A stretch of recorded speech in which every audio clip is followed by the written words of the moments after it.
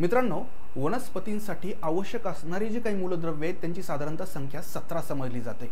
त्यामध्येही पुन्हा जास्त प्रमाणामध्ये आवश्यक असणारे मूलद्रव्ये त्यांना मॅक्रोन्यूट्रिएंट आणि कमी प्रमाणामध्ये आवश्यक असणाऱ्या मूलद्रव्यांना मायक्रोन्यूट्रिएंट म्हटलं जातं।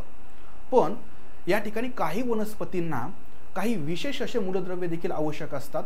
त्या मूलद्रव्यांची कमतरता जर त्या वनस्पतींना जर जाणवली तर त्यांची वाढ आणि त्यांचं प्रजनन यावर विपरीत परिणाम होऊ शकतो।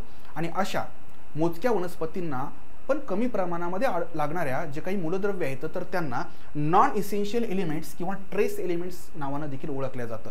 तर या ठिकाणी एकूण 7 असे एलिमेंट्स आहेत। हे लक्षात ठेवण्यासाठी आपण एक साधी ट्रिक वापरणार आहोत। नाशिक से वाडी स्ट्रेट आला म्हणजे नाशिकवरून वाडीला स्ट्रेट आलेला आहे। या ठिकाणी Na म्हणजे काय बरं? Na म्हणजे सोडियम, Si म्हणजे काय तर सिलिकॉन, क म्हणजे कोबाल्ट, से म्हणजे सेलेनियम, त्यानंतर वाडी म्हणजे काय तर व्हॅनेडियम, स्ट्रेट म्हणजे स्ट्रॉन्शियम आणि आला म्हणजे ॲल्युमिनियम। म्हणजे एकंदर या साध्या वाक्याच्या माध्यमातून हे 7 नॉन इसेन्शियल एलिमेंट्स अगदी सहजपणे तुम्ही लक्षात ठेवू शकता। धन्यवाद।